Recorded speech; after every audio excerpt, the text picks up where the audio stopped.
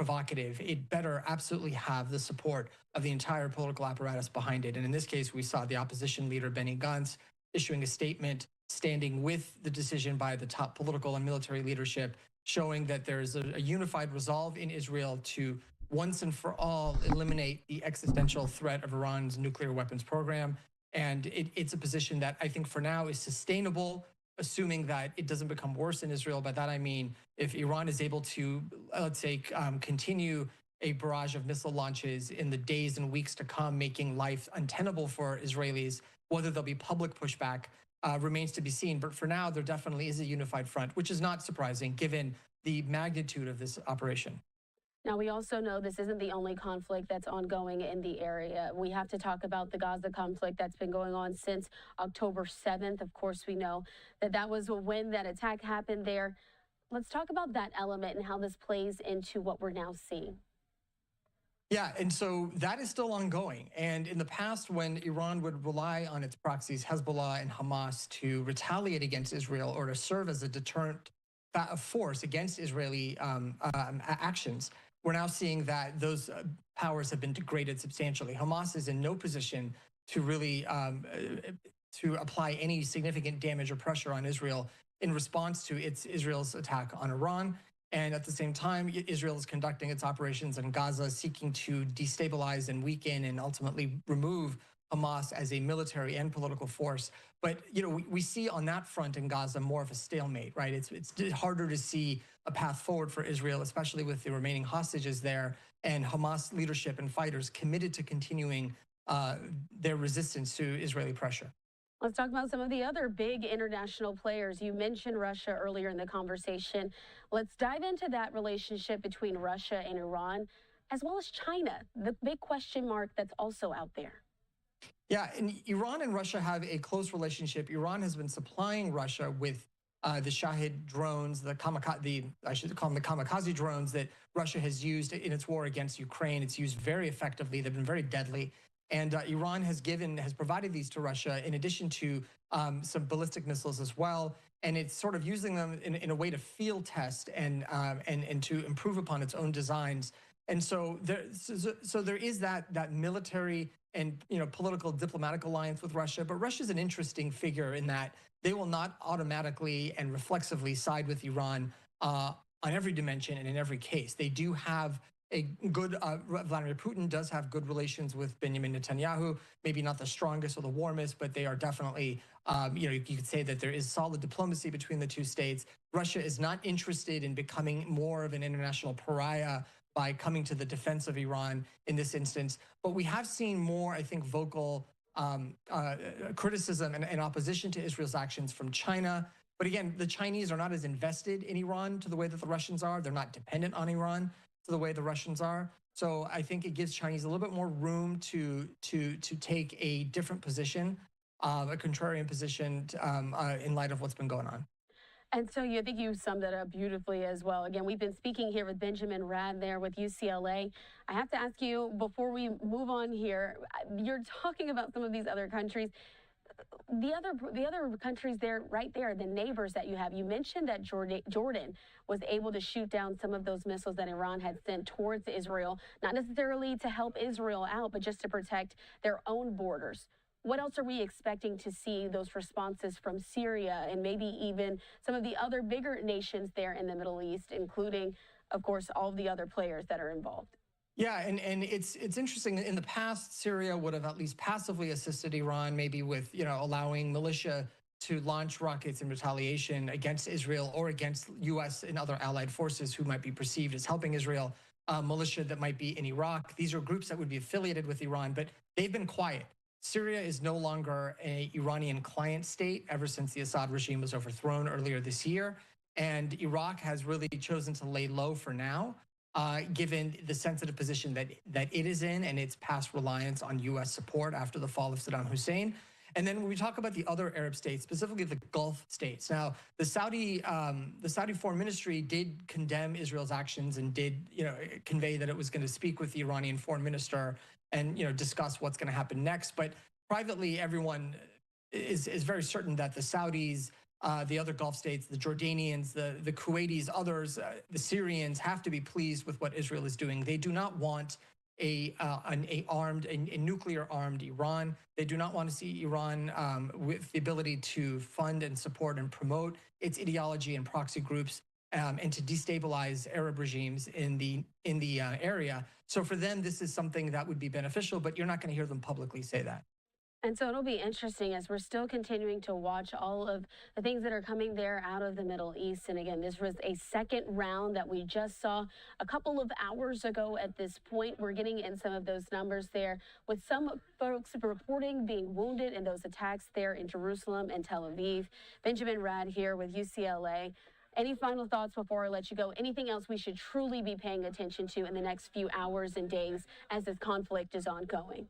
Yeah, we're going to listen carefully to what the response from the State Department is going to be, from the Secretary of Defense, obviously President Trump himself, and to what extent the United States is going to go along with not just defending Israel, but really possibly taking any aggressive actions against Iran, not just, again, militarily, but also at the UN Security Council, and whether the U.S. will take a lead on the diplomatic front.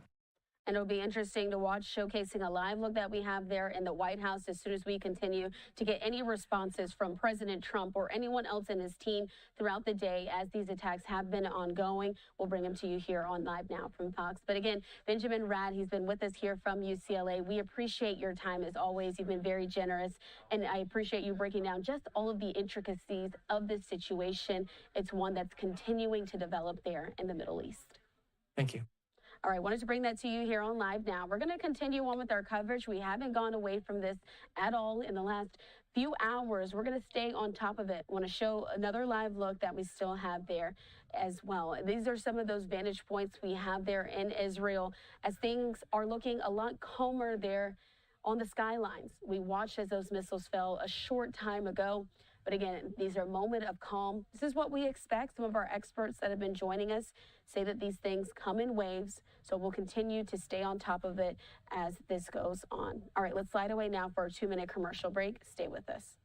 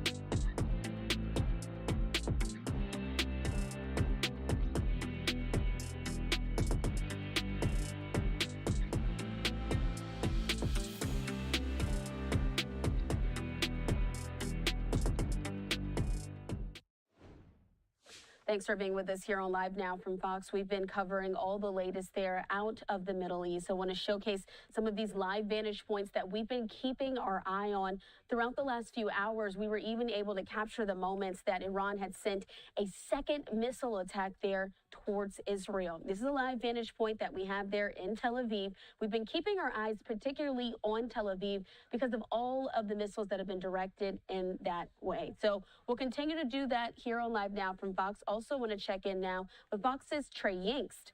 He put this on his X account, saying we are in rolling live coverage, so I'll post more when I can. But there is a massive amount of damage in the suburbs of Tel Aviv on a few blocks. They are still digging through the rubble looking for survivors.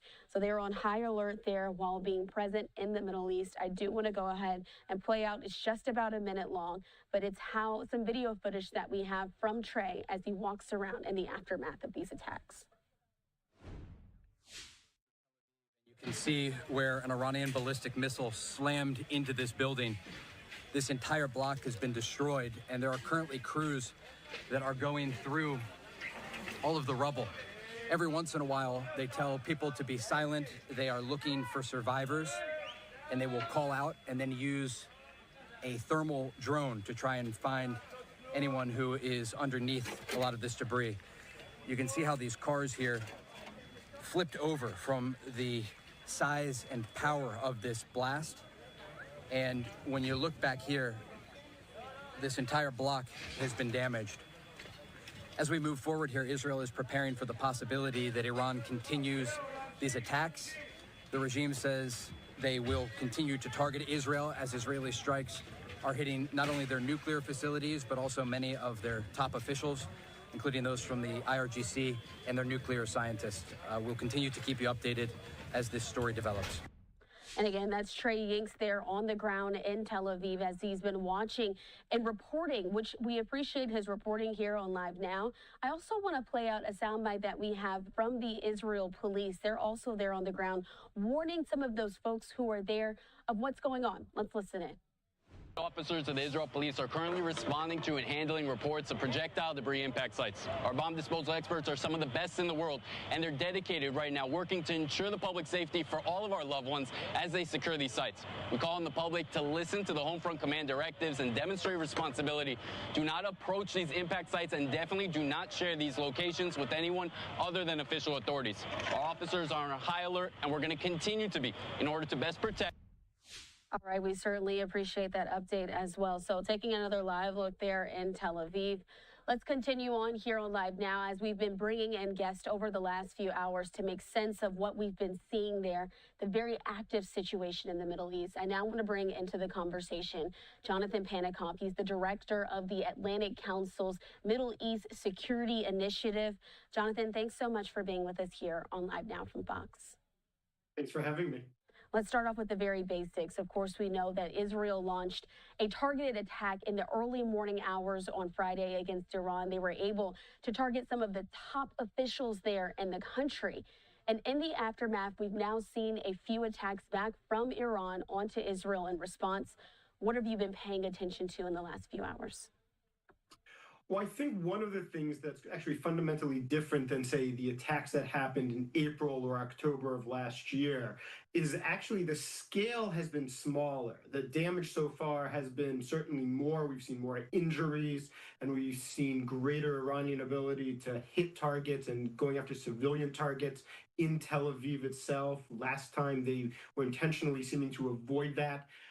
But in this case, still, the numbers are not what they used to be. You saw 100 drones defeated last night, and the missile numbers are lower. And I think that's frankly owing to the job that Israel did last night. They took out a lot of ballistic missile sites. They took out a lot of launchers.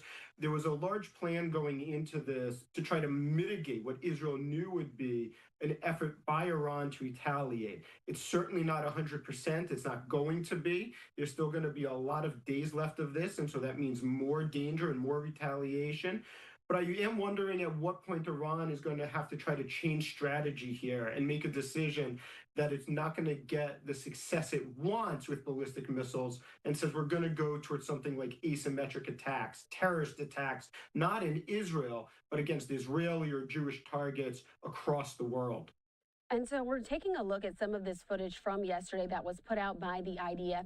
As you were speaking on those targeted attacks, I was talking with another guest, and he was saying that this could also be a bit of psychological warfare that Israel is able to launch against Iran by showcasing the video footage of saying specifically where they wanted to hit.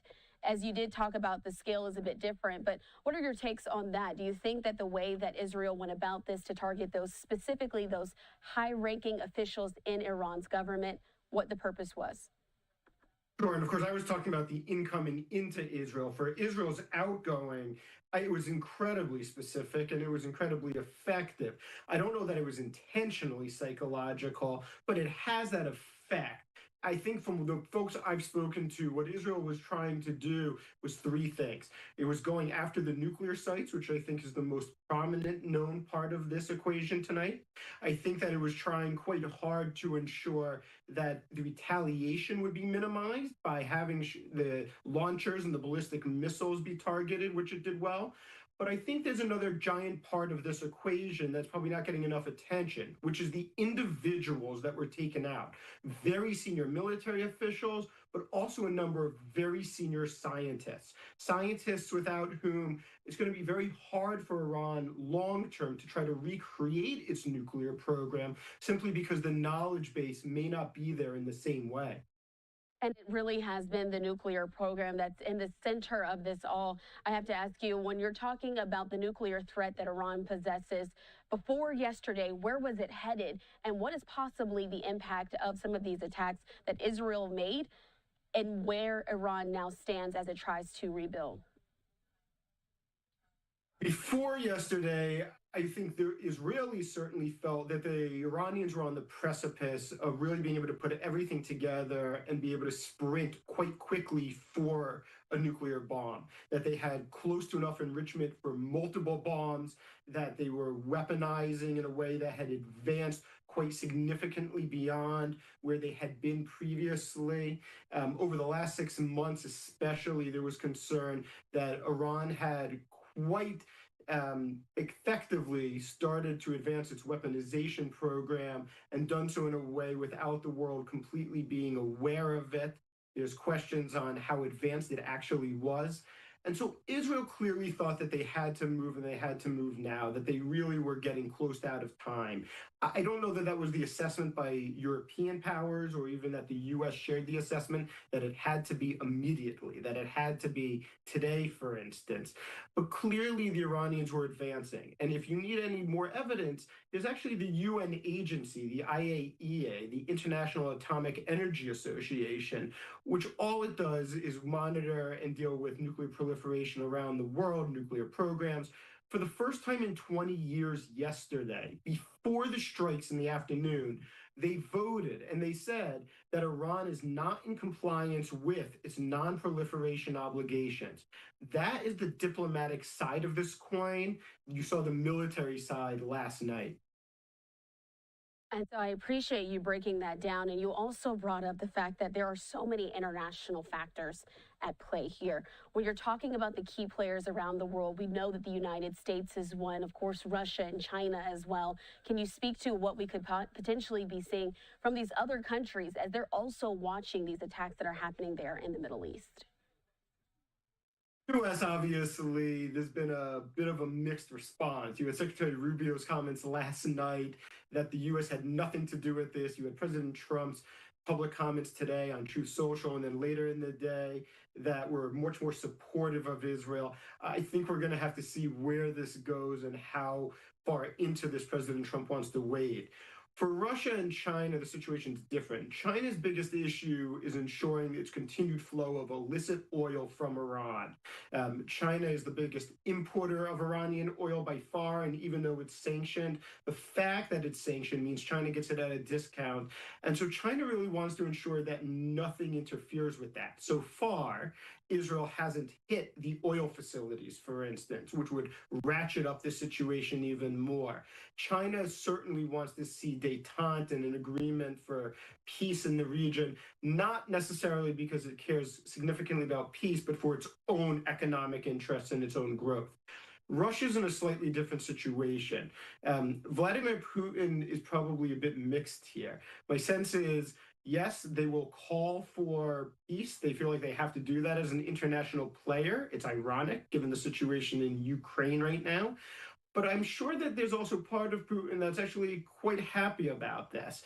The Iranians and the Russians have engaged in an increasingly strategic relationship over the last year to 2 years, especially as we've seen the Iranians provide the Russians significant drone capabilities for use in Ukraine.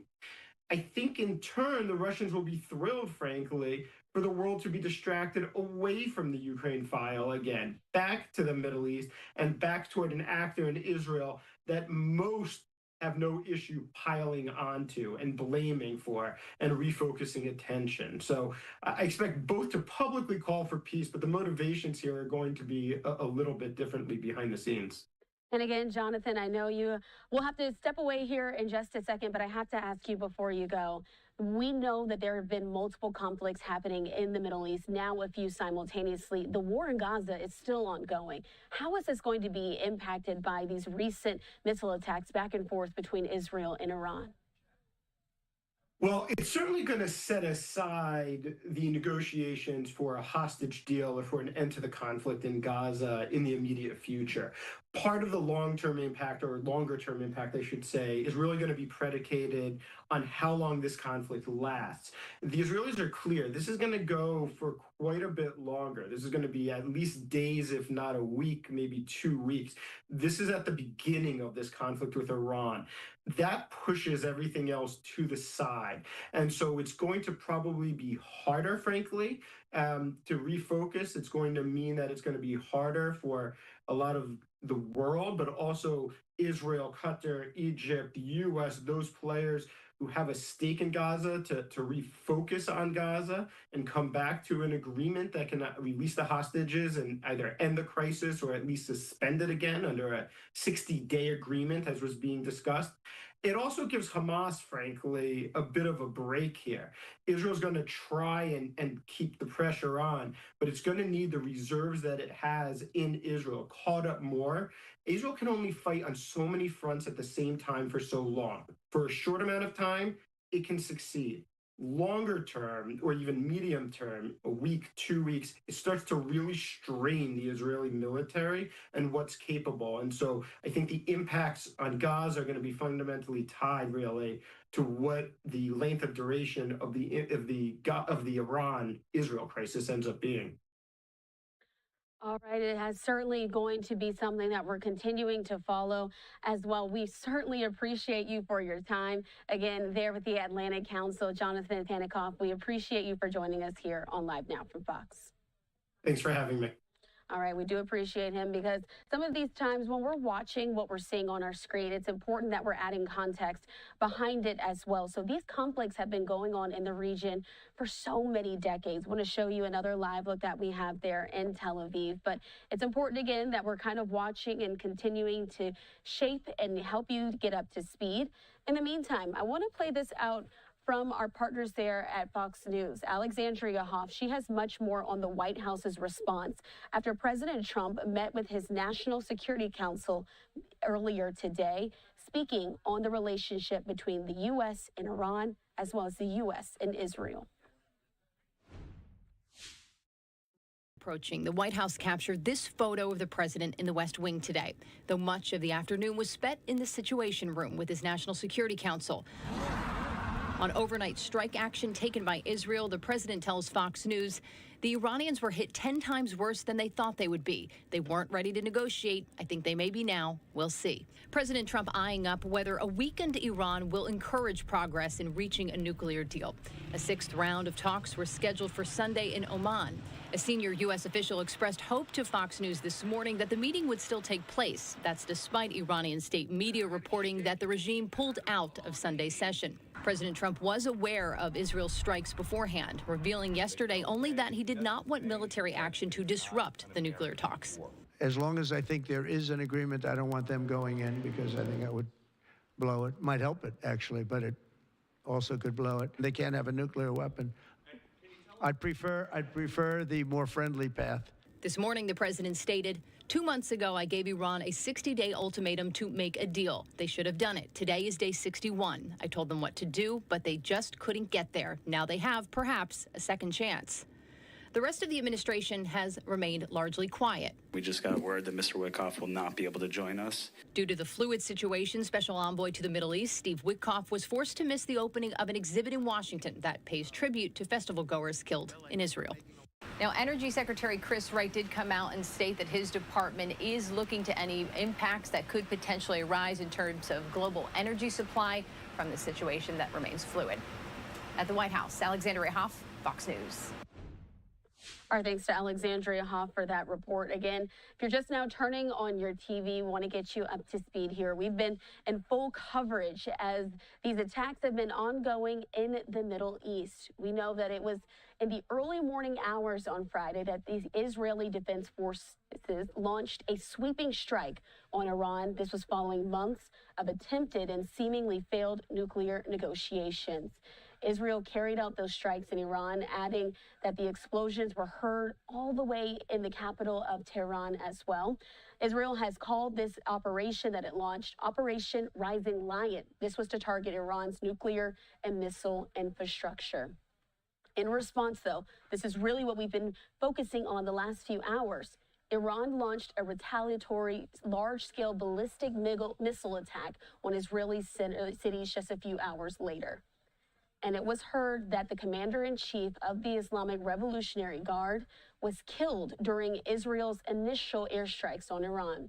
These strikes, though, again, came after Israel first threatened to go after Iran's nuclear facilities back in early November, after a series of back-and-forth missile attacks between April and October of last year. In the last few hours, we were also able to show you some of those missiles that were falling for the second time there in some of these Israeli cities. Putting this back up on your screen, we watched this live. The moment that some of these missiles were seen over the skyline there in Tel Aviv. The second round of attacks that Iran had launched against Israel. We've been speaking with some of our experts over the last few hours, going into detail about some of the defense forces that Israel has at its hands as well, its ability to protect itself from some of these attacks. So we'll continue to do so and continue to watch very closely here on Live Now from Fox. I want to take you back out live here. These are some of the moments that we're now seeing there as the skyline in Tel Aviv is relatively calm. The IDF had put out for a moment in time that folks there on the ground in Israel needed to shelter, but that has since been lifted. So we're keeping up here on Live Now from Fox, also hearing from the Air Force saying that dozens of missiles had been launched at the state of Israel from Iran, some of which were intercepted by the Air Force.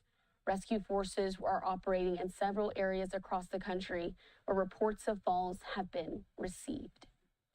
So we'll continue to keep you updated here on Live Now as we're continuing to watch all of this as it unfolds. I want to also put this up on your screen. This is some of the moments of the aftermath that happened as well to that second round of attacks. Your discretion is advised, but this is some of the search and rescue efforts that were ongoing in Jerusalem at the time. Folks, as soon as they were able to, stepped out to try to help those who've been impacted. So once we continue to get those updates in from the Middle East on some of the death tolls, if there have been any deaths reported or injuries, we'll do so as well. We're going to slide away now for a 2-minute commercial break. Stay right here with us on Live Now.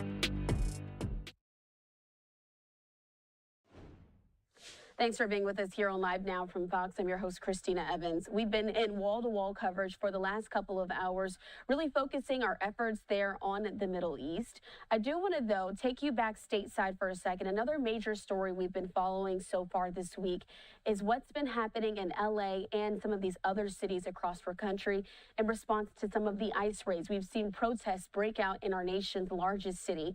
And right now, we're also listening in as LA officials are stepping up to the mic to make remarks there at the Emergency Operations Center. They're speaking ahead of some of these planned protests this weekend. Let's listen in. Is taking from us to cut Medicaid. It will close community clinics that are being raided. It will shut down doctors' offices and hospitals that are being raided. He is cutting educational funding for children with disabilities. He is cutting funding for our small businesses. He is cratering this economy with his taxes. And then on top of that, he is costing this city and this state tens of millions of dollars with this economic and social trauma. We are here standing in solidarity. These are members from up and down the state who have come here to say stop. Stop this madness. Stop this economic trauma. And if you are not here working lawfully and not detaining and brutalizing U.S. senators and union leaders, then you need to go immediately. With that, I would like to introduce Senate Pro Tem of the California State Senate, Mike McGuire.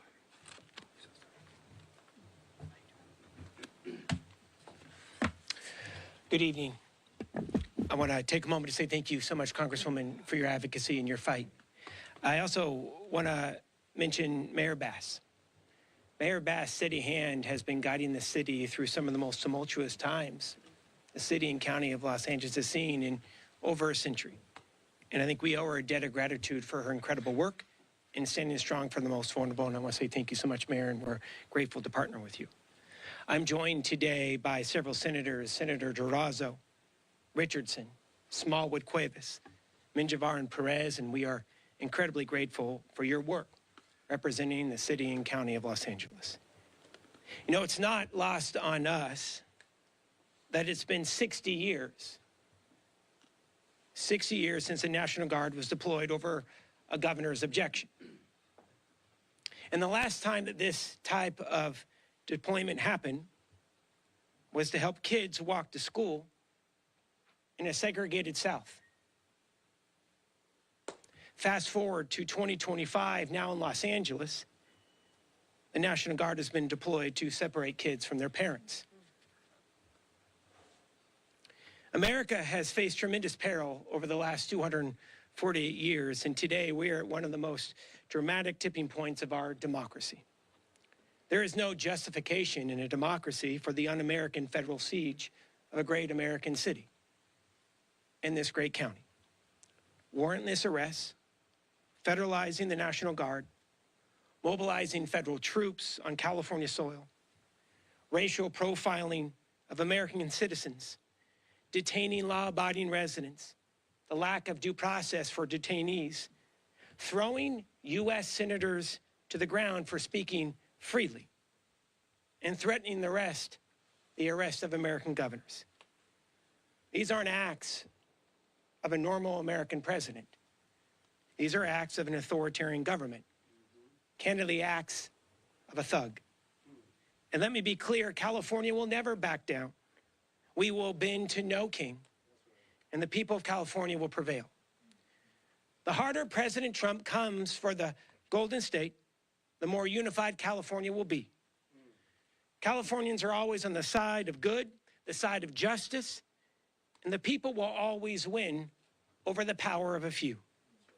And I'd like to end it right here with this and talk about our mutual aid system in the state of California. The state of California has the largest and most effective emergency response and law enforcement networks in the United States of America. And I can't be any more clear about what I'm about to say. The state stands ready to meet any and all public safety and emergency response requests from Mayor Bass and the Board of Supervisors for the County of Los Angeles.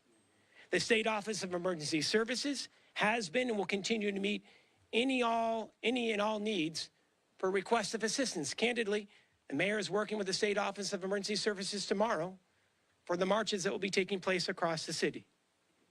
And you know who knows this? President Trump. He knows that we can take care of our own, and it's time to end this siege and stand down. Otherwise, Californians will continue to stand up for our people. It is now my honor to be able to introduce the Speaker of the California State Assembly, Robert Rivas.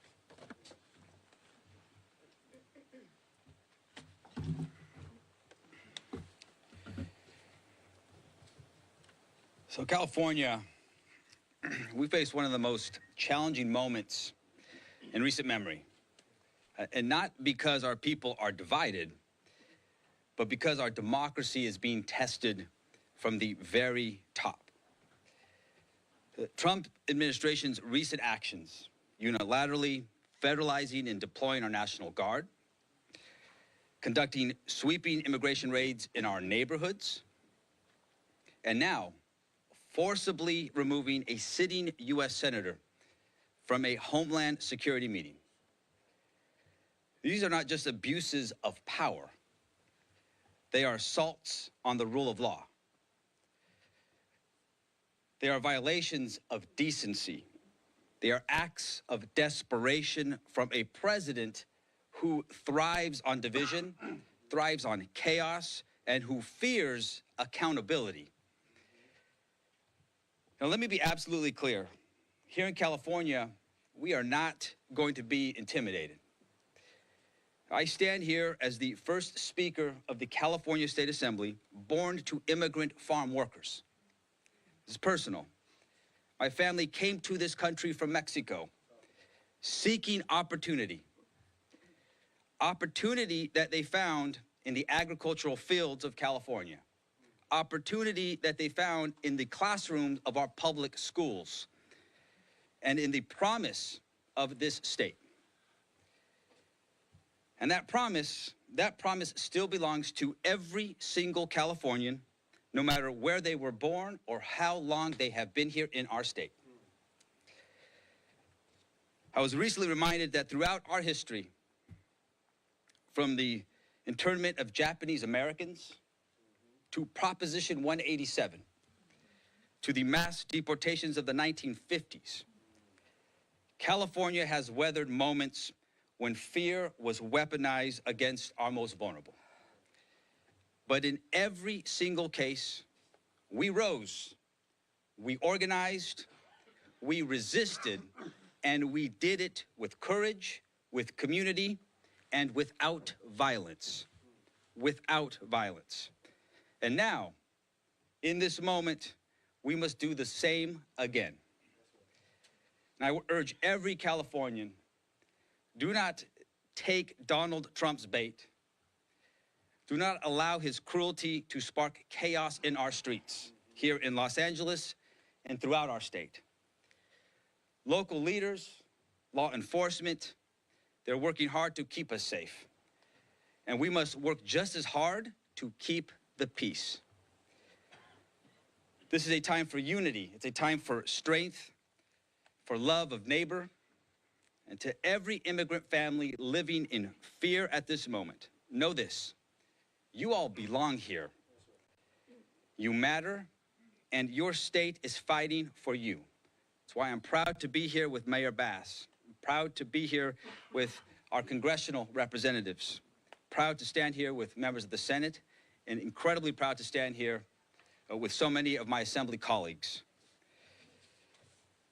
Tina McKinnon, Lisa Calderon, Blanca Pacheco, Rick Zabur, Celeste Rodriguez, Isaac Bryan, Mike Gibson, Avelino Valencia, Almer Suchi, Nick Schultz, Sade Alawari, Jackie Irwin, Jose Solache, Mark Gonzalez. Hope I didn't miss anybody. I said Zabur. Oh, Jessica Colosa, Mike Fong. There's a lot of us in the assembly. They're all here. But I'm proud to stand with everyone here today, and please let history show that in the face of tyranny, California stood its ground. We did not flinch. Thank you all so very much. And I want to invite the next speaker, Representative Ms. Judy Chu. I'm Congressmember Judy Chu from Los Angeles County's San Gabriel Valley. I am here to stand with Mayor Karen Bass and all the members of the California delegation, as well as the other elected officials, as we express our collective outrage over Donald Trump's attack on Los Angeles and his attacks on our immigrant communities and on all our communities. As we speak, there are U.S. Marines deployed on the streets of Los Angeles. The president has seized control of our California National Guard without the governor's approval and threatened to arrest the governor for political reasons. And just yesterday, we saw Senator Alex Padilla get forcibly removed and violently handcuffed simply for trying to get answers from the Secretary of Homeland Security. This is unprecedented, dangerous, and authoritarian. We will not stand by and allow this to happen in the United States of America. When Trump's immigration enforcement came storming through downtown Los Angeles, sweeping up not just immigrants, but even U.S. citizens and hauling them away to detention centers, I knew we had to act. I got a call from advocates sick with worry about the fate of those arrested, because family members and lawyers could not contact them. They had no way of knowing whether these detainees had food or medicines. So the next morning, Representatives Derek Tran, Gil Cisneros, and I drove straight to Adelanto Detention Facility to exercise our lawful constitutional responsibility of oversight.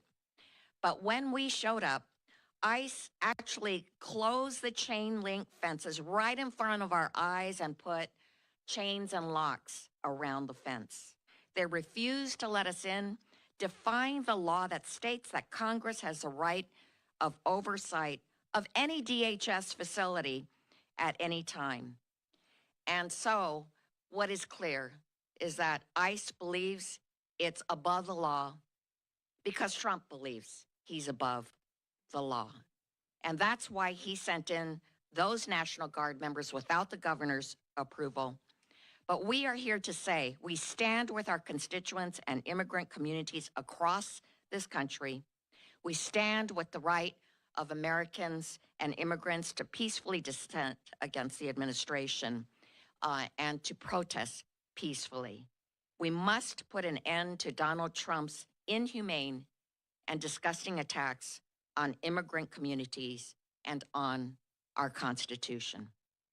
And now I would like to turn the podium over to my colleague, Congressmember Mark Takano. Thank you, Congresswoman Chu. I'm pleased to be here with my former colleague, now the mayor of Los Angeles, and all of the members from the California delegation to Congress and members of the legislature and the leadership of the legislature to stand here in solidarity with my friends and compadres from Los Angeles. I represent a constituency in Riverside County, the communities of Riverside, Moreno Valley, Paris, and Jurupa Valley, the Inland Empire. And I'm going to tell you, the people of the IE see through the sham being perpetrated by this president. And what sham am I talking about? The sham that there is massive uprisings here in Los Angeles, which the Los Angeles Police Department cannot properly manage, along with the sheriff. The images that distort reality coming out from the television screen, which keep focusing on, there's some incidences of property damage and some attacks on law enforcement, which I and all of us, we condemn. If you break the law, you will be held accountable. But those images distort the impression to the rest of America, and the president is intentionally perpetrating a sham, an expensive one at that. $134 million, as Sidney Kamler-Dove said, for the deployment of 4,000, actually the federalization of 4,000 guardsmen, another 700 Marines. As of last Monday, I got a briefing from the leader of the National Guard. They have a very narrow mission of defending 3 federal buildings, 50 persons at each of those buildings, relieved by another 150 every 12 hours. That's 300. So about 1,600 of the original 2,000 are not being used. $134 million, another $45 million being spent on this glorifying parade tomorrow in Washington, D.C. of our military assets. That's nearly $200 million that is being, I would say, a very good subject for DOJ to look at, because they're wanting to pursue this disastrous, big, bad, ugly bill, which is going to take away health care from 15 million people. But yet they have enough money to unnecessarily send in military, and legally, by the way, military forces into L.A. I want to address Senator Padilla's the takedown of Senator Padilla as he was trying to simply ask a question of a cabinet secretary who I'm sure is not answering questions, period. They threw him down, handcuffed him. Look, Secretary of Education Linda McMahon crashed my press conference in front of the Department of Education. Nobody took her down and handcuffed her. Even though she's, the worldwide wrestling, leader of all of that. I'm sure that would have been great entertainment. And that's all about, it's entertainment that they're trying to create, distraction from the sham that they're perpetrating. And this is the no way how a U.S. senator should be treated. Finally, let me just say that this is a serious moment of an authoritarian president who wants to normalize the idea that the military is his personal police force that he can use to enforce his policies. I would say to those people who want to protest and rise up, this is a moment for us to be careful and to do so with thoughtfulness, not to sit back, because if there was a moment when you ask yourself, looking at history, would I have crossed the Edmund Pettus Bridge and risk my head being cracked open in the service of a bigger idea of America? That is the question you should be asking yourself now. But realize the sacrifice and the discipline of those freedom marchers who crossed that bridge. They did not distract with violence. They did not nonviolence was their principle. If you want to ask yourself the question, would I have sat in the back of the bus in defiance of unfair laws? This is the time to ask those questions and to also think carefully about the tactics. It is time to use our voices. It is time to put a check on this authoritarianism coming out of Washington. I want to now recognize and bring up to the podium my colleague from the San Gabriel Valley, Norma Torres. Thank you. Well, good afternoon, everyone. Mayor Bass, thank you so much for your leadership and your love for the city of Los Angeles. The city of Los Angeles has a very special place in my heart because I have spent 17 and a half years here in the 90s and through the mid-2000s serving the community here as a 911 dispatcher, taking your calls when you have an emergency. As a member of the Appropriations Committee, I am demanding full accountability and reimbursement for the local cost incurred, including injuries to local officers and damages caused by the chaos unleashed when the Trump administration recklessly deployed the military and ICE agents into our communities. They are the ones who created this unrest, and they are the ones. All right, as you see there, just wanted to give you a portion of this news conference that's also ongoing right now in Los Angeles, as we've been on top of that story as well for the last few days, as major protests had been breaking out all over the country, but we've been focusing our attention a lot there on the the nation's second largest city, Los Angeles, as those protests broke out in response to some of the ICE raids that were happening. So again, we know that there are multiple protests also planned for tomorrow. So that's just a bit of the domestic news that we wanted to get in here for you on Live Now from Fox. But of course, still there on your screen is what we've truly been focusing on for the last 24 hours. It's the situation that's happening there in the Middle East. I want to put up a live vantage point that we have there of Tel Aviv in Israel, and things have been relatively calm for the last few hours, but it was just on air about 3 hours ago that we witnessed a second missile attack that was launched there by Iran onto Israel. So if you're just now joining us here on Live Now from Fox, I want to get you caught up to speed in the last 24 hours of what we've been watching. We do know that initially, that earlier today, Iran launched dozens of ballistic missiles towards Israel in retaliation for Israel's surprise attack that took place early Friday morning.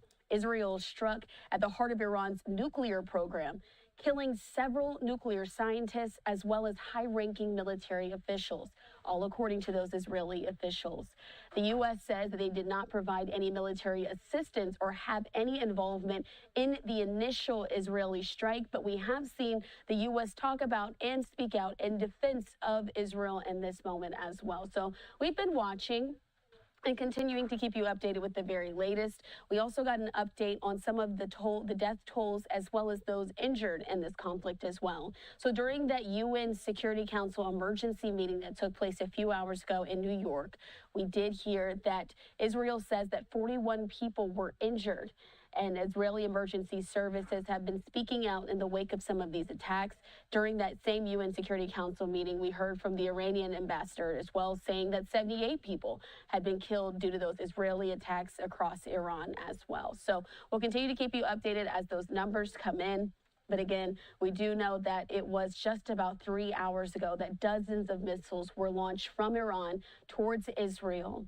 And they did say, the IDF, that some of those missiles were able to be intercepted. Search and rescue efforts are still ongoing in a number of locations, though, across the country. Wanted to give you that update here on Live Now from Fox. We're going to continue our coverage there, talking about the Middle East. Stay with us on Live Now. We're going to slide away for a 2-minute break.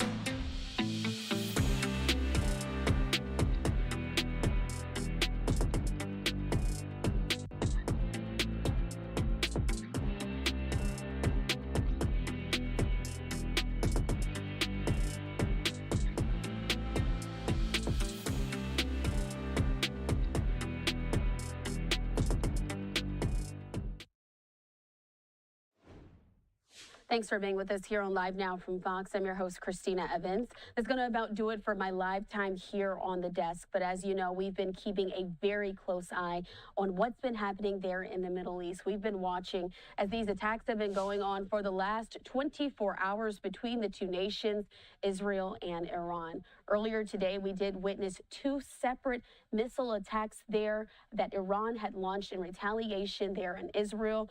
We watched those images there on the screen. And so our coverage here on Live Now from Fox isn't going anywhere. We're going to keep our eyes there on the region. And to do so, my colleague Austin Westfall will be here standing right here and to step into the anchor chair to continue to talk about it. Austin, I know you have a very busy show in store for folks staying on top of this breaking news. It's something that we're kind of stuck in limbo with right now. Do we know if there's any more coming from Israel? Do we know if there's any more coming from Iran? Where does this go from here? Where does this go over the weekend? Do we expect any more strikes from Israel on Iranian territory? And furthermore, do we expect any more retaliatory efforts from Iran's side? These are all questions we don't know the answers to, and it's why we're keeping a live look like this. You showed it moments ago. We saw the Iron Dome working earlier today. We have seen, and you talked about this with your guests, that not every single missile gets intercepted by the Iron Dome. It is not an absolutely perfect system. It does do a great job of protecting Israel from most of these strikes, but as we've seen, sadly, we have seen at least what I've seen during your broadcast, at least one missile making its way through the dome and seeming to land somewhere on the ground there in Tel Aviv. So images like this are going to be the types of images we're looking for as I take to the desk. And just look at that. I mean, these are missiles that are shot from Iran. They make their way over, and that's it right there. And you see it, and it's so scary to watch this. We do know that the Israelis called their strikes precision strikes last night. We did see some residential areas that took some damage. We don't know exactly who was targeted in some of those areas that we were looking at the images of last night, but we have since learned, as time has gone by, that nuclear sites were targeted, top scientists were targeted, top military leaders were targeted. And it was so, yes, and there we go. Some of the strikes, there's missile launchers in Iran. So they were aiming for lots and lots of things, not only the nuclear facilities, but also, as is outlined here, that's a truck containing surface-to-surface missile launchers. So are trying to hit them in an area where it could make it more difficult for Iran to retaliate. They're trying to hit these rocket launchers. They're trying to hit them in areas where they're either making missiles, where they deploy missiles, and of course, in the nuclear case, they're deploying these strikes in an effort to put an end to Iran's nuclear program. Our question for the night is a big one, and it's something that we're going to be covering while I'm on the desk for the next 3 or 4 hours. It's a simple one. What do you want to know about the Israel-Iran conflict? We are a public service here at Live Now. We, me, Christina Evans, Mike Page, we have spent the entirety of the past 24 hours asking our questions about this conflict. We want to hear your questions. If you want, scan the QR code on your screen or go to livenowfox.com/connect. You can go to the Share Now tab. The Share Now tab is what you're going to want to click on. That'll allow you to input a question into the field. You can send it into our newsroom, and you very well may see your question posed to our experts and analysts later on in the evening. I've got a handful of people lined up that I'm going to be speaking with as the evening progresses. I am going to be checking in with Dr. Alon Burstein and many others as well. Again, we've got about 3 to 4 more hours of coverage that we're going to be sticking on this, and we've got the live images from Tel Aviv and from Jerusalem. I'm going to be checking in with the vantage points from Haifa, if we have those coming in as well, northern Israel. There's a little bit of curiosity about whether or not Hezbollah will be activated in some shape or form because of everything that's been taking place. So lots to follow, Christina. Thank you for being on the desk for the past 4 hours. I will be taking it over from here shortly. And I certainly appreciate Austin Westfall as well. He was on the air for several hours yesterday as this became breaking news, continuing his coverage for nearly 6 hours. Being in place here at Live Now from Fox is what we aim to do. So again, as he said there, make sure you're taking out your phone, taking a screenshot, or I should say using your phone camera. To get there on the screen in the top right corner, there's that QR code that'll take you directly to our website. Hit the Ask Now tab and answer and fill it out. He's going to be able to talk to some of these experts throughout the rest of the evening. What do you want to know about the Israel-Iran conflict? All right, we do want to leave you here with this bump shot before we do listen into some of these remarks that were made a bit earlier today from the UN Security Council. Take a look at your screen, another live vantage point that we have of Tel Aviv. Austin will be in place for the next few hours. If any other missile attacks are ongoing, we'll be able to bring you that footage live as well. So, all right, let's take this time to listen in. As again, I was saying earlier today, we heard from Israel's ambassador to the United Nations. They are speaking at the Emergency Security Council meeting in New York. Let's listen to some of those remarks here on Live Now. Of Israel. Madam President, first, I would like to thank USG DeCarlo and Director General Grossi. Madam President, Israel has acted to prevent its destruction, and the world now stands at a crossroad between denial and clarity. This is not only a defining moment for Israel, it is a defining moment for the global security order and for the credibility of the international system. As we speak, hundreds of ballistic missiles with conventional payloads are striking Israel's cities, neighborhoods, communities. They are striking population centers, not military bases, not Air Force bases, cities. Dozens are injured, 2 of them in a critical condition, and we are still following the news.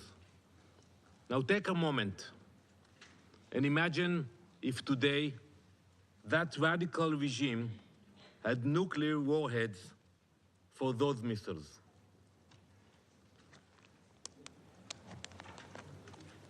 Last night, the State of Israel launched Operation Rising Lion, a preemptive military operation carried out with precision, purpose, and the most advanced intelligence at our disposal. The mission was very clear: dismantle Iran's nuclear program, eliminate the architects of its terror and aggression, and neutralize the regime's ability to follow through on its repeated public promise to destroy the state of Israel. For years, Iran has declared its intent. Its leaders have spoken without hesitation. Less than a month ago, Supreme Leader Ayatollah Khamenei called a, quote, cancerous tumor that must be eradicated. IRGC commanders have vowed to, quote, open the gates of hell on Israel. This is a picture from the main square in Tehran. The streets of Tehran display a countdown clock. At the time of the photo, you can see it in Arabic, it was at 8,411 days. It is tracking the regime's planned timeline for Israel's destruction, paid by the government, putting it in the main squares in Tehran. These threats have been made on a near-daily basis. Never again will we dismiss such threats.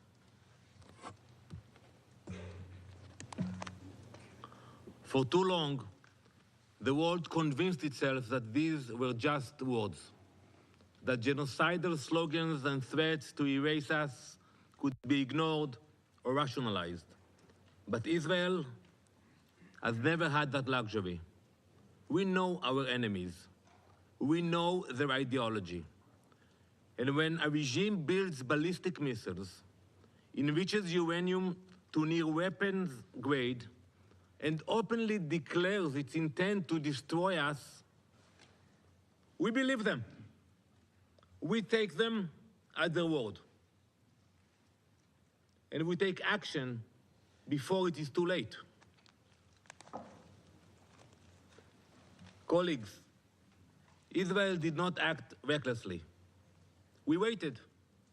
We waited while Iran enriched uranium to 60%, a level with no civilian justification, and a level that brings the regime within days of a nuclear breakout.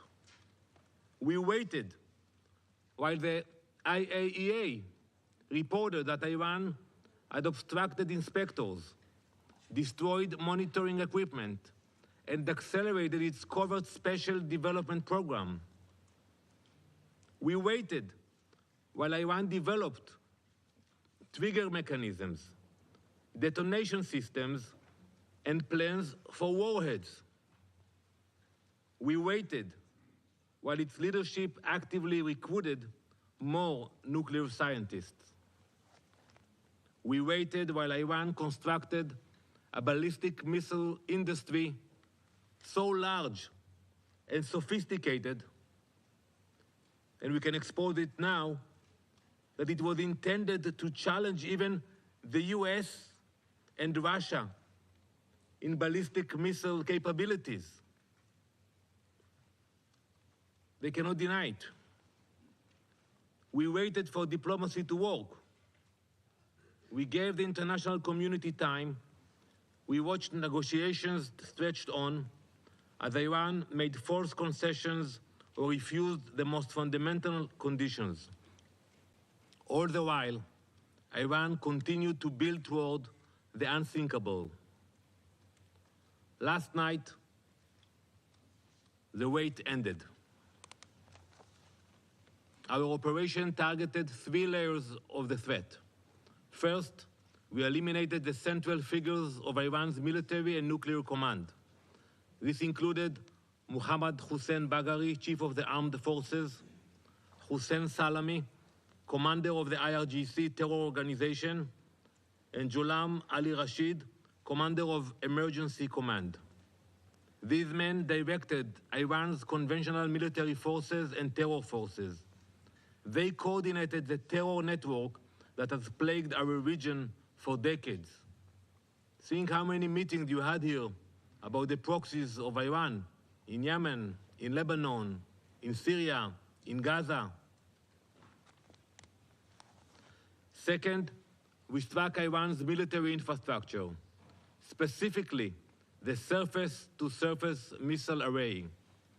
Israeli Air Force fighter jets, guided by precise intelligence, completed a series of strikes against the Iranian regime's missile capabilities. Dozens of launchers, missile storage facilities, and additional military sites were destroyed. Late last year, Iran launched wave after wave of ballistic missiles at our cities. They deliberately targeted civilians. The destruction of these missile systems is a moral imperative. These are weapons with the capacity to reach thousands of kilometers. Leaving them in the hands of a radical regime, one that openly dreamed of wiping our nation off the map, was not an option. We will not hesitate. We will not relent. And we will not allow a genocidal regime to endanger our people. Third, we struck the core of the nuclear program, the underground enrichment facilities at Natanz. This facility was operating at a military-grade capacity. Intelligence confirmed that within days, Iran could have produced enough material for multiple bombs.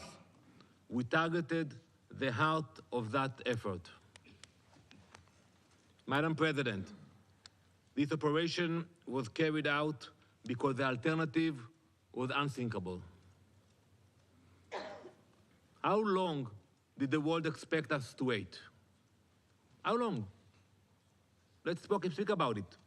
Until they assembled the bomb, until they mounted it on a Shahab missile, until it was en route to Tel Aviv or Jerusalem, like the more than 100 missiles that they sent an hour ago? How long should we wait? And if anyone in this chamber still believes Iran would never use such a weapon, I invite you to remember October 7. On that day, we saw what Iran's proxy Hamas was capable of. And then in Gaza, they did it with Kalashnikovs, with grenades. They butchered families, they burned children alive, they mutilated women. Imagine what the head of the snake would do with a nuclear warhead.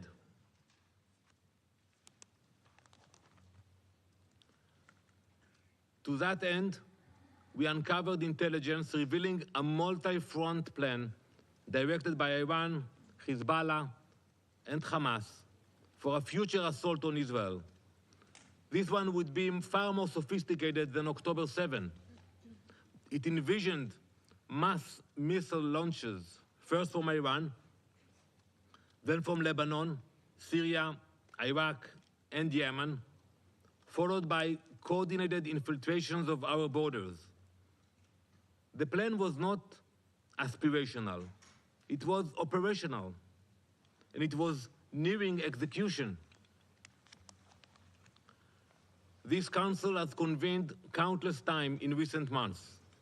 You have passed resolutions, called for restraint, demanded ceasefire.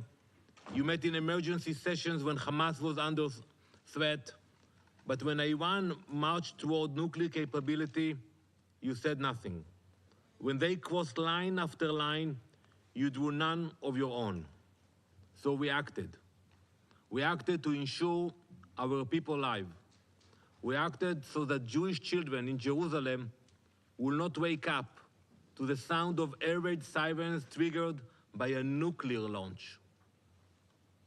We acted so that Iranian missiles will not carry radioactive payloads into civilian neighborhoods. We acted because history has taught us that silence is complicity and hesitation is fatal. We acted because 80 years ago, the Jewish people made a promise to ourselves: never again. That promise applies to a nuclear holocaust as well. This was an act of national preservation. It was one we undertook alone, not because we wanted to, but because we were left no other option. We now turn to this council, not for permission, but for recognition. Recognition that Israel did what the world should have done. Recognition that the Iranian regime violated every obligation they ever undertook. Recognition that Israel had the undeniable right and duty to defend its people from extermination. We urge the Council to condemn Iran's nuclear violations. We urge the Council to finally acknowledge the existential threat Iran poses to the world. We urge the Council to join us in our commitment to prevent their genocidal dreams from becoming a reality. But we also expect something even more basic: moral clarity. Stop equating aggressors with defenders. Stop treating a genocidal regime and a democracy under siege as two sides of the same coin. The Iranian regime was preparing for war. This war would have stretched across the Middle East, to Europe, to Asia, to the Americas. It would have been against the international order. We acted to prevent a threat that would endanger not only Israel, but the entire world. We will not sit quietly while our people are targeted. Not again, not ever. Empty words will not stop Iran. Israel will. We did not wait for the bomb to fall, and we will never allow that day to come. Thank you. I thank the representative of Israel for his statement, and I give the floor now to the representative of Iraq. شكرا جزيلا السيدة رئيسة المجلس على استجابتك لعقد هذه الجلسة، وأشكر السيدة وكيل الأمين العام للأمم المتحدة والسيد مدير عام الوكالة الدولية للطاقة الذرية على الإيجاز اللذين تقدما for their briefings. Madam President, Iraq expresses its deep concern and condemnation of the dangerous military aggression committed by the Israeli entity against the territories of the Islamic Republic of Iran, including their blatant violation of Iraq's sovereignty and the inviolability of its airspace. This constitutes a flagrant breach of the provisions of international law and the UN Charter.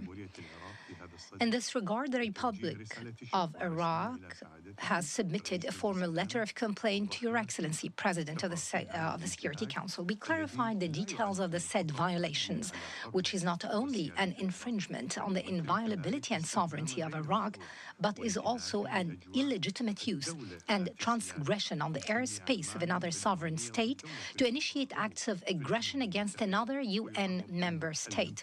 This exposes the entire region to huge security risks. This unacceptable and illegal aerial breach jeopardizes Iraq's security and stability. It's also a dangerous violation of our territorial integrity and our airspace. It pushes us into conflicts that we are not party to and are far from. It threatens regional and international peace and security. Iraq categorically rejects any attempt at turning our territories or airspace into a theater to settle regional or international accounts. We stress that we will not permit our national security or sovereignty to be at risk. We will not allow such violations to be repeated under any pretexts. Madam President, the government of the Republic of Iraq underlines that this aggression is also a violation of relevant Security Council resolutions and a violation of the sovereignty of a UN member state. This necessitates a clear position from the international community to ensure serious accountability. The Israeli entity is fully responsible for this escalation and for the repercussions of this violation on the security of Iraq and that of the entire region. Accordingly, the government of Iraq calls on the Council to, first, condemn this flagrant violation of Iraqi sovereignty and considering it a clear breach of the principles of the UN Charter and the rules of international law. Second, hold the Israeli entity fully responsible legally and politically for these acts of aggression. Third, take the necessary measures to stop these violations and prevent their repetition as they put Iraq's security and stability at risk. Madam President, this aggression highlights once again the need for the Security Council to shoulder its responsibility and maintain international peace and security.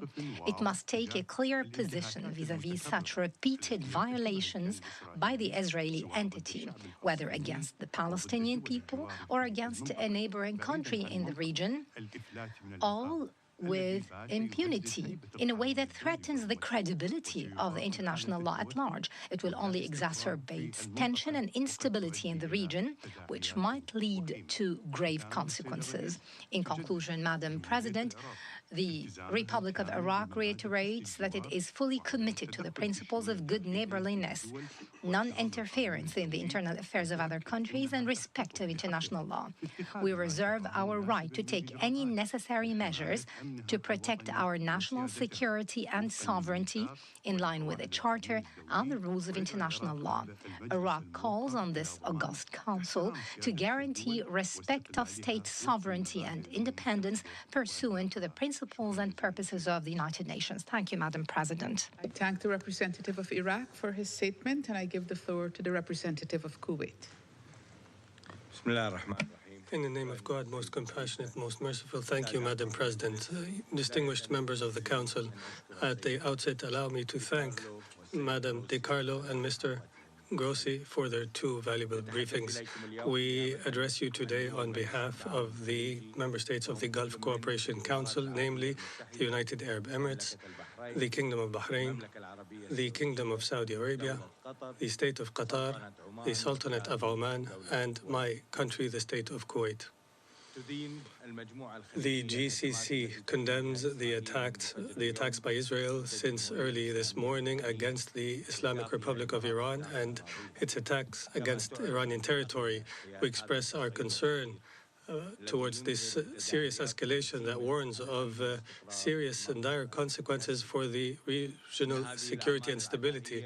These acts of aggression that come at a delicate moment when the Middle East is witnessing increased level of tensions are a blatant violation against the sovereignty of a UN member state, and they represent a serious precedent that undermines the basis upon which the international law is built, and in particular the principle of the respect for state sovereignty and the non-use or threat of use of force against any state.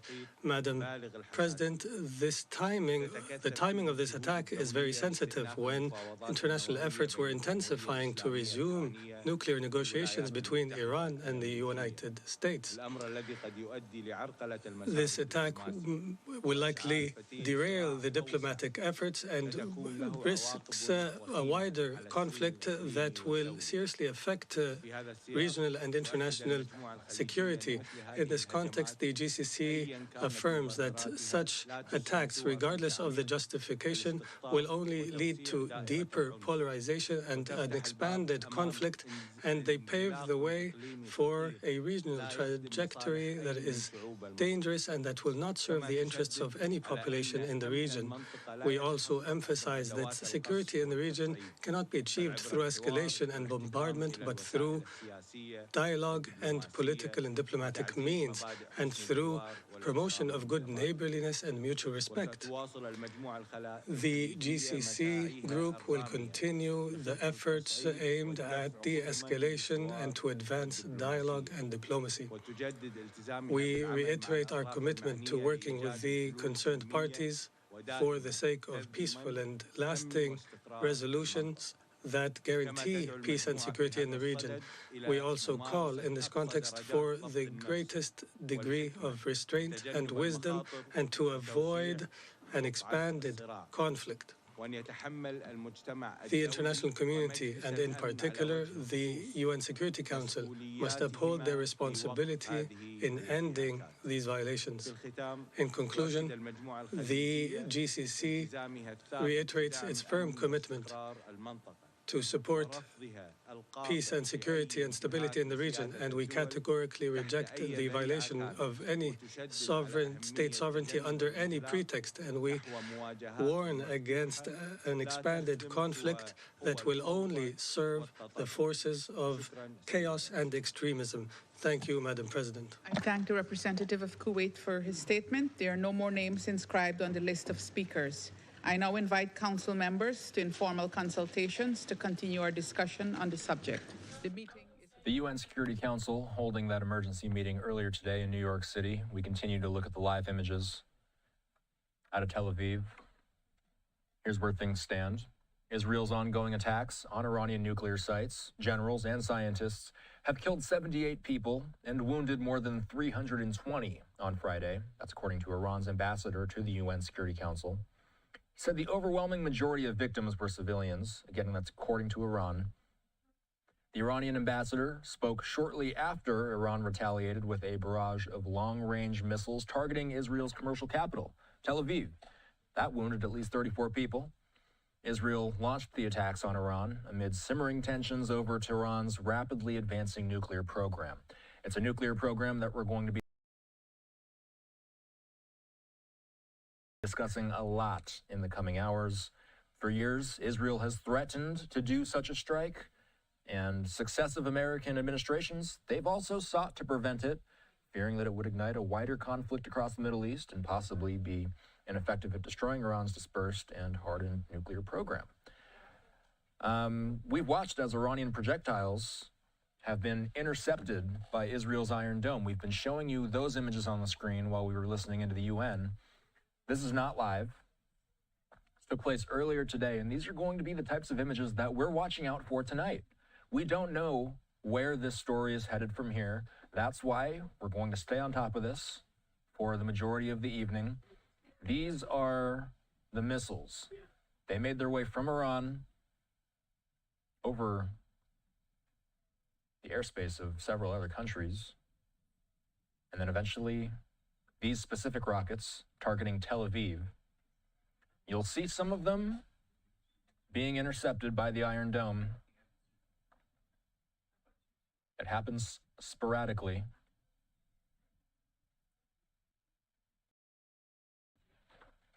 Do we have audio on this? Let's listen in.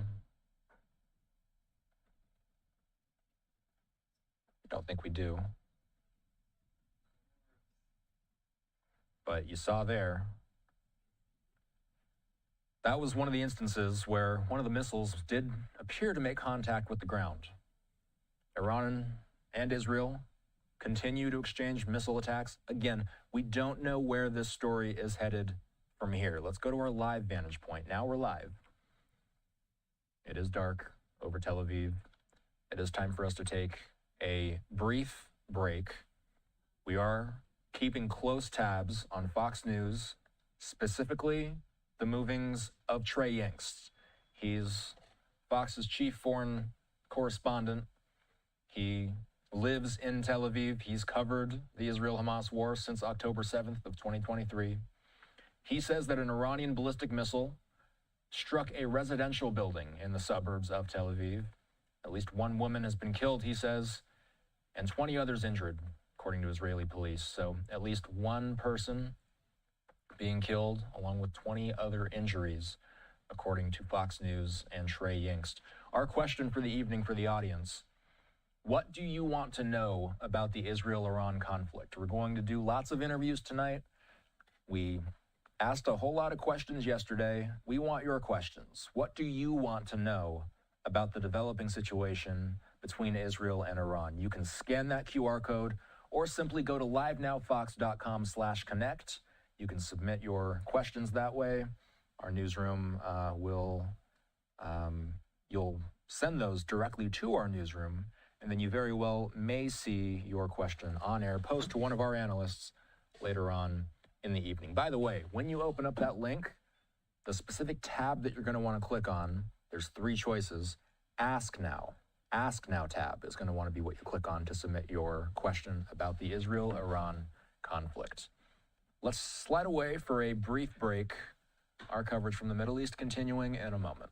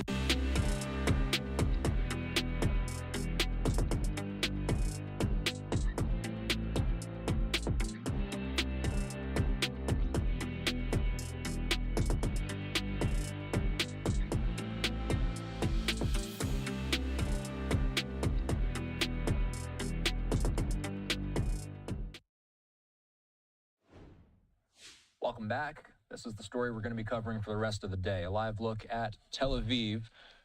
One story we were following earlier today is the White House. President Trump meeting with his National Security Council today. He says Iran may still have an opportunity to get a deal. Fox News correspondent Alexandria Hoff has more from the White House. With a complex weekend approaching, the White House captured this photo of the president in the West Wing today, though much of the afternoon was spent in the Situation Room with his National Security Council. On overnight strike action taken by Israel, the president tells Fox News the Iranians were hit 10 times worse than they thought they would be. They weren't ready to negotiate. I think they may be now. We'll see. President Trump eyeing up whether a weakened Iran will encourage progress in reaching a nuclear deal. A sixth round of talks were scheduled for Sunday in Oman. A senior U.S. official expressed hope to Fox News this morning that the meeting would still take place. That's despite Iranian state media reporting that the regime pulled out of Sunday's session. President Trump was aware of Israel's strikes beforehand, revealing yesterday only that he did not want military action to disrupt the nuclear talks. As long as I think there is an agreement, I don't want them going in because I think that would blow it. Might help it, actually, but it also could blow it. They can't have a nuclear weapon. I'd prefer the more friendly path. This morning, the president stated, 2 months ago, I gave Iran a 60-day ultimatum to make a deal. They should have done it. Today is day 61. I told them what to do, but they just couldn't get there. Now they have, perhaps, a second chance. The rest of the administration has remained largely quiet. We just got word that Mr. Witkoff will not be able to join us. Due to the fluid situation, Special Envoy to the Middle East, Steve Witkoff, was forced to miss the opening of an exhibit in Washington that pays tribute to festival goers killed in Israel. Now, Energy Secretary Chris Wright did come out and state that his department is looking to any impacts that could potentially arise in terms of global energy supply from the situation that remains fluid. At the White House, Alexandria Hoff, Fox News. All right. Much of what we're going to be doing tonight is playing back what we've been learning from Fox News. We're going to be playing back the UN. We are going to be playing back some of what we've heard from Israeli officials and Iranian officials on this matter. Also going to be a huge part of our coverage is speaking with our experts and analysts. We've been relying on them so closely to keep us up to date and make sense of this very complex developing story out of the Middle East. We do have Sina Zodi standing by. He's with George Washington University. Thanks for coming on. This has been an incredibly busy past 24 hours. We've been watching the Middle East nonstop ever since we heard that Israel had carried out the attacks. My question for you today is, what questions do you have moving forward as we continue to watch things play out between Israel and Iran? Well, I think the biggest question is how will the Israelis respond to Iran's retaliation to their strikes? And the second question, and I don't know the answer to that, and the second question is, how will the United States, as the major ally of Israel, how will Washington react? Will the Donald Trump administration try to restrain the Israelis? We already know that the U.S. is supporting Israel in its defensive operations against the Iranian missiles. But what is the path forward? And how will the United States act in the aftermath of these attacks? So one other thing that I've been keeping an eye on is the United States' involvement in this. You mentioned that they have a defensive role in this so far. What could be the catalyst to get the United States more involved? Well, I hope that the U.S. doesn't get involved, because this goes against what President Trump campaigned on. His base of support does not support the U.S. involvement in the region. But what would get the U.S. involved? I would say a retaliation by Iranians against American interests in the region.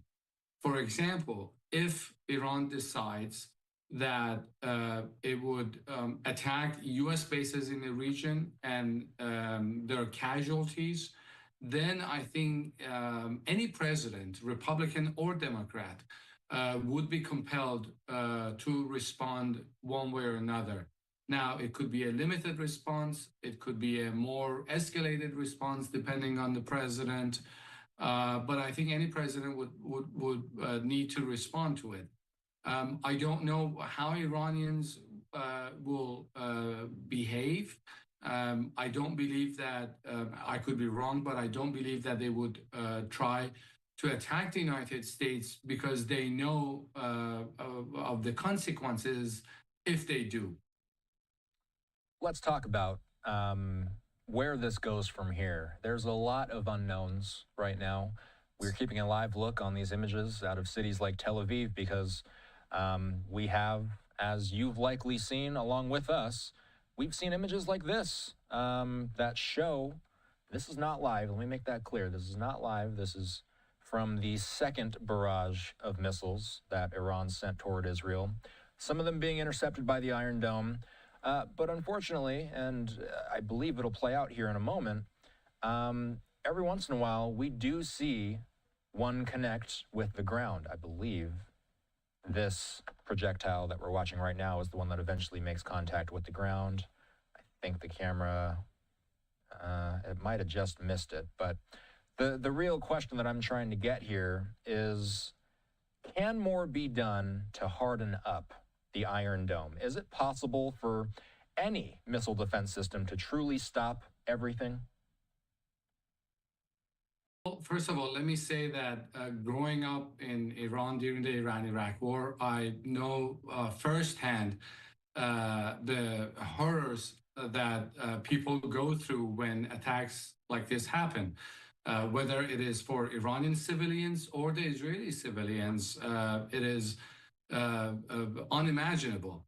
But no system is perfect. And this is what Iranians have been relying on, to overwhelm the systems. If you launch 200 missiles, 100 missiles, as Iranians have been doing, the air defense system can shoot down 95 of them. But eventually some of them will pass and they will reach their target. In April, when Iran responded to Israel's attacks on its embassy, we know that 1 or 2 of Iranian missiles passed through the air defense system. Second time, when Iran struck Israel in October, it was, we know based on satellite imagery that roughly 30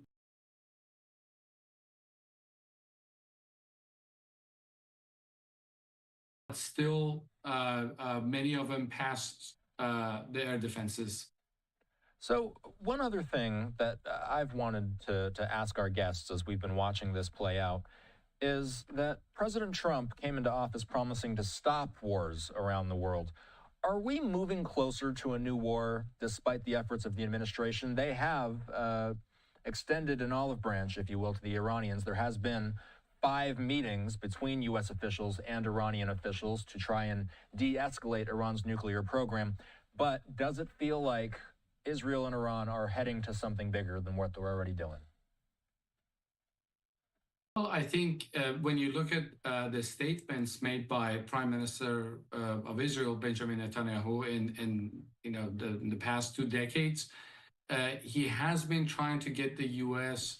to attack Iran on behalf of Israel. We also had former Prime Minister Ehud Barak saying on CNN today that basically Benjamin Netanyahu wants the United States to do its bidding and attack Iran on behalf of Israel. And this is something that Donald Trump, the President Trump, doesn't want to do. He rightly has recognized that the U.S. cannot fight perpetual wars in the Middle East, and he wants to pull out and reduce the U.S. footprint in the region to focus on what really matters, that is China and Russia. But I don't think that the Israelis would mind dragging the United States and really chain the United States back to the region. And this is something that I believe the president should keep in mind.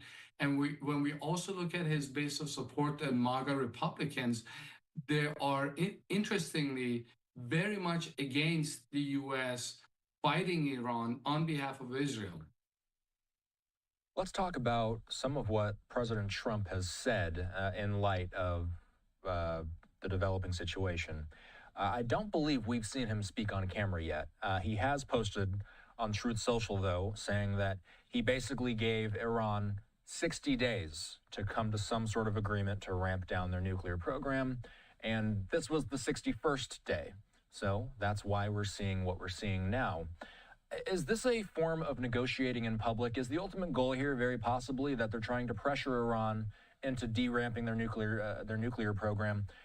Not the diplomatic way now, but now we're having to see them use some military force. Is this a coaxing strategy at the end of the day? It could be. It could be that they're going to ramp up the pressure on Iranians. But I think the fundamental issue is not really Iran curtailing its nuclear program. And when you pay attention to the statements coming from Iranians, they have no problem with significantly curtailing the program as they did in the past. The fundamental disagreement that Iran has with the United States is over the legal interpretation of the NPT. The Article 4 of NPT says that countries have an inalienable right to peaceful use of nuclear energy. Now, the Iranian interpretation is that this inalienable right also includes uranium enrichment. And this is a legal interpretation that the United States rejects, and it says that there is no such thing as the right to enrichment.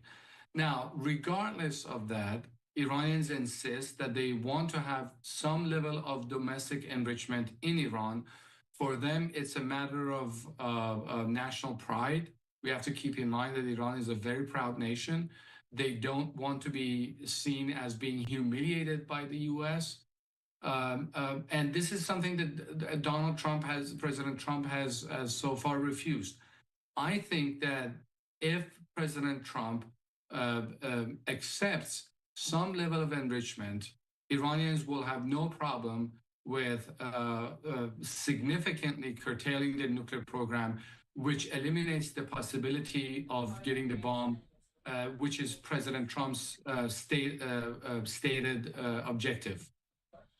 So, we asked the audience to send in their questions. Sophia from Boise asks, what's the likelihood that the conflict could draw in other countries and become a wider regional war? I'm curious, what other Middle Eastern countries, perhaps maybe not even Middle Eastern countries, what countries might side with Iran if some sort of wider conflict were to break out? Not many, in my opinion. I think that we should expect some condemnation coming from Russia or China, but whether they would actually side with Iran and provide Iran with military equipment, I'm skeptical. For example, Iranians have been asking the Russians to provide them with advanced Sukhoi 35 fighter planes, and that has not happened yet for a variety of reasons. Iranians have been asking the Russians to provide them with S-400 air defense systems, which the Russians, for a variety of reasons, have not provided them with. So I don't believe that there are many countries that would side with Iran, except in form of issuing statements. We also have to, interestingly, the Saudis have condemned Israel's initial attack. We've seen Qataris condemning it. We've also seen Omanis condemning the attack, and so have the Russians and the Chinese. But I don't think that many countries would come to Iran's assistance, as has historically been the case. Let's ask a little bit more about Iran's nuclear program. What is our understanding? Last night, I was on the desk, and there was still a whole lot of maybes, possiblies going on. Do we know a little bit more now at this hour about what exactly was targeted, what exactly was eliminated yesterday and since then? Well, nothing has been eliminated. There have been many attacks on different nuclear facilities. We know that Natanz facility in the province of Isfahan in central Iran has been attacked twice. So far, we have not heard anything from the Fordo enrichment facility, which is kind of a backup plan for Natanz enrichment facility. That has not been attacked yet. As we speak, we've heard that Isfahan, a nuclear facility in Isfahan, has been attacked. I don't have any reporting on that. I don't know if it has been eliminated. But one thing that we have to keep in mind with the Iranian nuclear program is that Iranians learned from the experience of Israel's attack on Iraq and Syrian nuclear reactors in 1981, and I think the other one was in 2005 or 2006. And they have dispersed their nuclear facilities.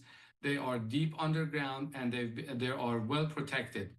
And there are many redundancies. For example, a Fordo facility in the province of Qom is supposed to be a backup plan, a backup facility for Natanz. And they just announced yesterday. We found a statute called the Ku Klux Klan Act. Third enrichment facility. So again, they've been struck by the Israelis, but nothing has been eliminated. And there was just a New York Times report an hour ago, which clearly stated that Iranian nuclear program is still there. These are the images of these strikes.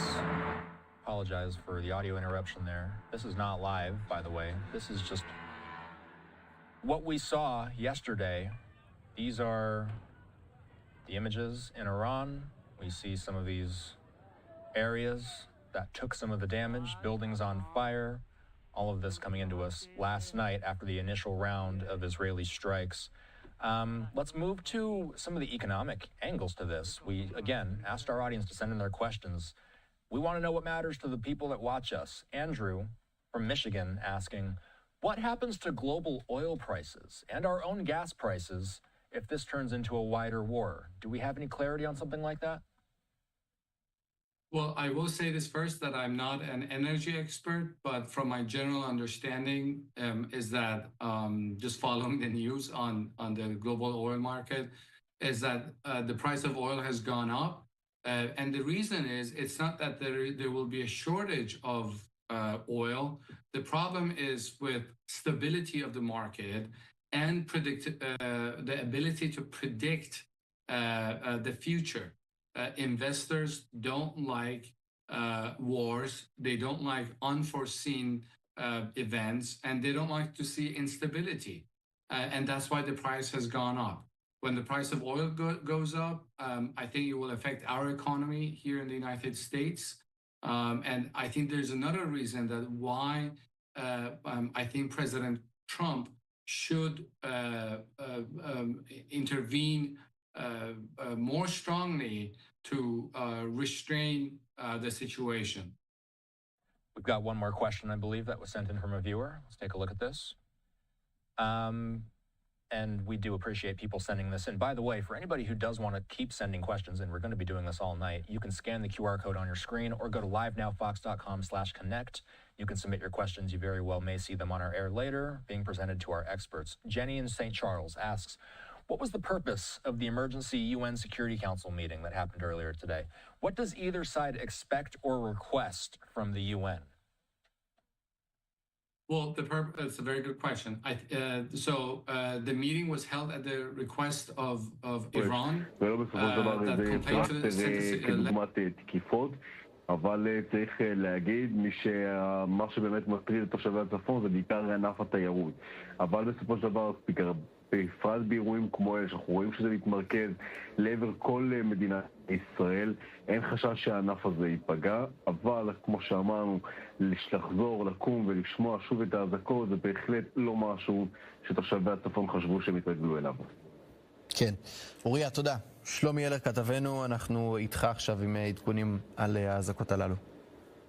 כן, לילה טוב. אז כן, בשורה של מוקדים, בעיקר בצפון הארץ, אזעקות צבע אדום. זאת בעקבות הירי הזה מכיוון איראן. עוד גל נוסף של ירי מאיראן בשעות האחרונות. התראות מתקבלות בעיקר, כמובן, בקרב תושבי צפון הארץ, בניידים ובכל המכשירים השונים. זה כמובן להכין את האזרחים להגעת אותם שיגורים. השהייה, כפי שראינו ביממה האחרונה, במרחב מוגן מצילה חיים, ממש פשוטו כמשמעו.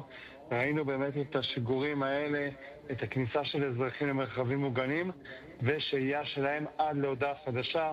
זה קצת שונה מהשיגורים שהכרנו, אם זה מתימן, וכמובן ירי מכיוונים אחרים, כאשר מערכות ההגנה של ישראל מצליחות לזהות את אותם שיגורים, מאפשרות לאזרחים להתמגן, אז ההודעה הראשונית נותנת את ההתראה הכללית על כך שצפוי להגיע אותם טילים לכיוון ישראל, ובהמשך גם התראות ממוקדות שהתקבלו ככל הנראה ממש בעוד זמן קצר, ולכן האזרחים מתבקשים להיכנס כמובן למרחבים מוגנים, לחכות עד שתתקבל הודעה מפיקוד העורף שאפשר לצאת מהמרחבים המוגנים ובאמת לשמור על עצמם. ראינו שההנחיה הזאת היא ממש מונעת נזק וכמובן פגיעה בנפש בימה האחרונה מכל הסבבי השיגורים שבוצעו מכיוון איראן. אם כן, אנחנו 4:50 לפנות בוקר באיראן ממשיכים לשגר לכיוון ישראל כפי שאיימו בימה האחרונה לאחר המבצע, תחילת המבצע של ישראל, סיכול הגרעין האיראני. נראה שכפי ששמענו גם מראש הממשלה, דובר צה"ל, אנחנו בפני יממות מאוד מורכבות, ולכן ההירתמות וגם ההישמעות להנחיות פיקוד העורף חשובות ומצילות חיים. נראה שגם אולי התקיפות האיראניות האלה מתבצעות לפי סדר יום שלהם, ופחות מתחשבים בסדר יום שלנו כמובן, בשעות היום והלילה, ולכן גם כמובן ההישמעות להנחיות וגם להיות מחובר למכשיר וכמובן לכל אופציה כזו או אחרת, על מנת להיות מוכנים להיות בקרבת מרחב מוגן. אז כאמור, התראות